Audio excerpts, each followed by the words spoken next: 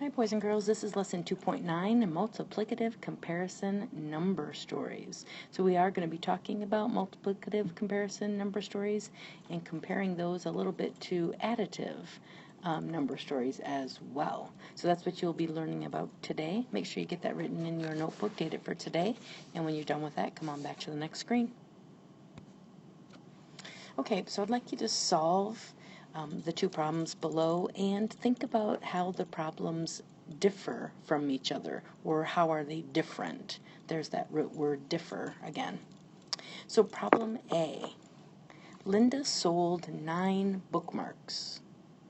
Paul sold 8 more than Linda. How many did Paul sell? Write that down in your notebook. And put what you think the answer is in there as well. Make sure you show your work. And then problem B is Linda sold 9 bookmarks. Here's the difference. Paul sold 8 times as many. How many did Paul sell? So go ahead and solve that one. And then jot some notes about how those problems are different from each other. When you think you have that done, come on back and check it against the next screen. Okay, so here we go. Solving it, we can look at that and say, for problem A, that Paul sold 17 bookmarks. And for problem B, we can see that Paul sold 72 bookmarks. Quite a different problem. So in problem A, down below now I'm looking, I can look at that, and if I wanted to write an equation that would go with that, I could say for the equation 8 plus 9 equals B, or even 9 plus 8 equals B, but I am clearly adding in that problem, right? That's what's going on right there.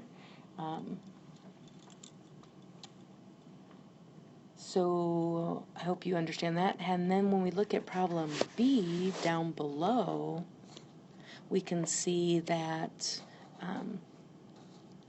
we're using multiplication, because now we're talking about 8 times as many.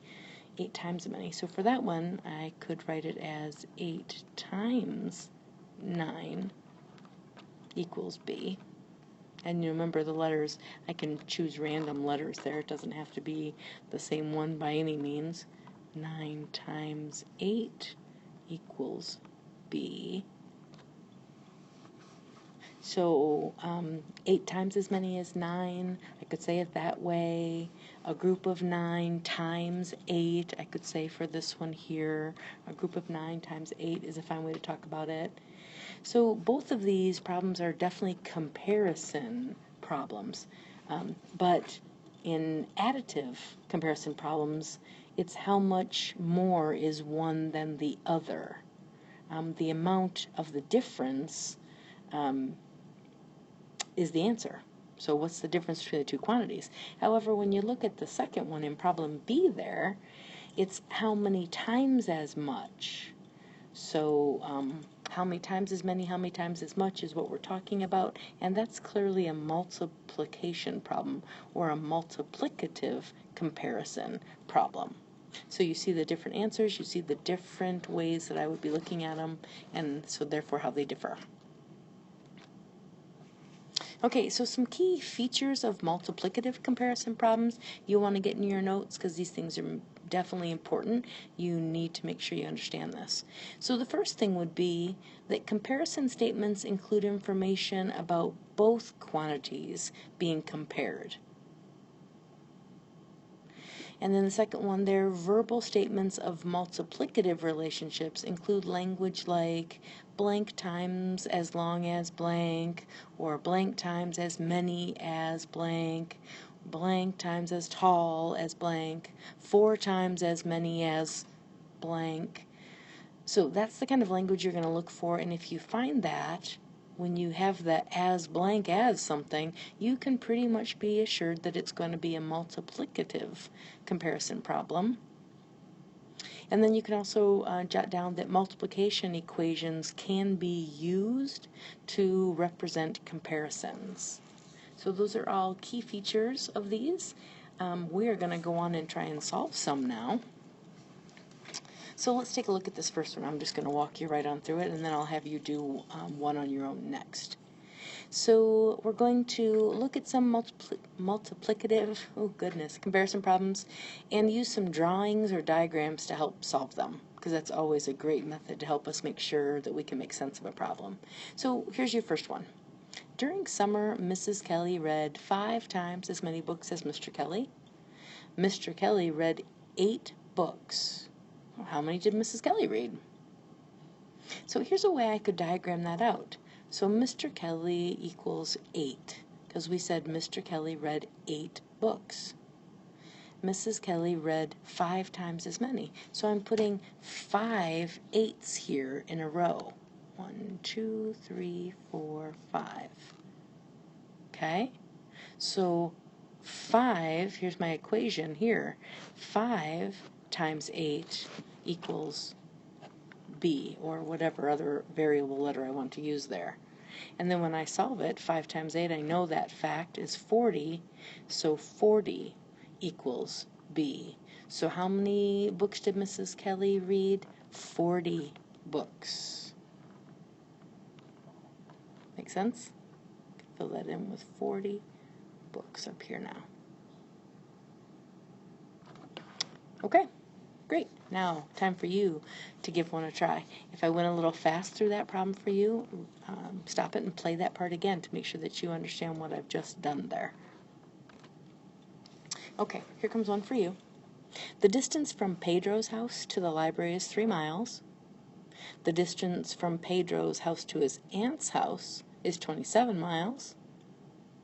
The distance to his aunt's house is how many times as far as the distance to the library?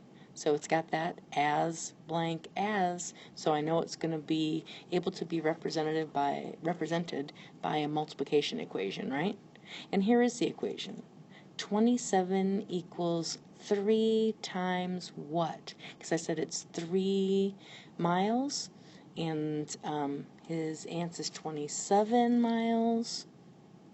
So I did a diagram to try and help you solve this. So L is the distance to the library, that's 3. And then A is the distance to Pedro's aunt's house, and that's 27. So first I just drew the 2 boxes and put the numbers in it. And then I was trying to figure out, well, how many 3s would go in that? So I kind of chunked the line up here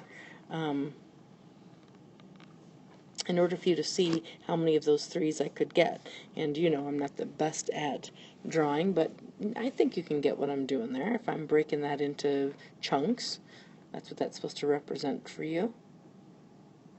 So use that diagram to help you solve the equation 27 equals 3 times what? I hope that helps. Spend some time trying to solve it. When you think you have it, come back and check it on the next slide. Okay, 27 equals 3 times 9. The distance to Pedro's aunt's house is 9 times as far. And if you count that, you've got the 1 that's already drawn there, 2, 3, 4, 5, 6, 7, 8, 9. 9 times as far. And that's how that works. Okay, you are going to try and work on this multiplicative comparison problems page. It's page 55 in your math journal. It tells you directions. Use a diagram or drawing to show the relationship between quantities if needed. Sounds like a pretty good idea. If you need to do those in your math notebook because you don't have enough room on the journal page, that's okay too. It does give you a good spot there though. At least in 3 it does. And then write an equation with an unknown, that's the variable, an unknown, to represent and solve each number story. Alright, So give that a go, and when you think you have it, come back and check your answers. Make sure that you make it clear in your notes which things you struggled with if you do, so that I can notice that and make sure I cover that when we get to the lesson in class. So pause this until you get that page solved, and then come on back. All right, and here are some sample answers. Yours might not be exactly like this, but see if these answers can make sense to you. So the first one, the sample is 4 times 3 equals, and here's the variable part. You could put whatever letter that you want there. H for hours is what we put in, and the answer is actually 12 hours. And then for 2, 36 equals 6 times D, and the answer there would be 6 times as long. And then you can see in the table, so 4 times as many as 7, 4 times 7 equals 28, and there's a diagram that shows that. If I put 7s inside each one of those boxes below, we've got 4 groups of 7, and that's 28. 6 times as many as 5, 5 times as many as 6 is what would be the comparison statement for B, because it's 6 times 5 equals 30, so I can go either of those two ways. And then I could have drawn the diagram, 5 on the top, and then 6 of those boxes of 5 below. And then for the bottom one there, we gave you the diagram and hoped that you would be able to extrapolate out what's the comparison statement and what's the equation. Hopefully you had 4 times as many as 11, and the sample answer that we give is 4 times 11 equals 44. I think yours would be pretty close. It could have been 11 times 4 equals 44, I suppose. But it would really be better with how the diagram is drawn for it to be 4 times 11 equals 44. All right, I hope you're good. If not, don't worry. We will go over it again in class. So have a good night.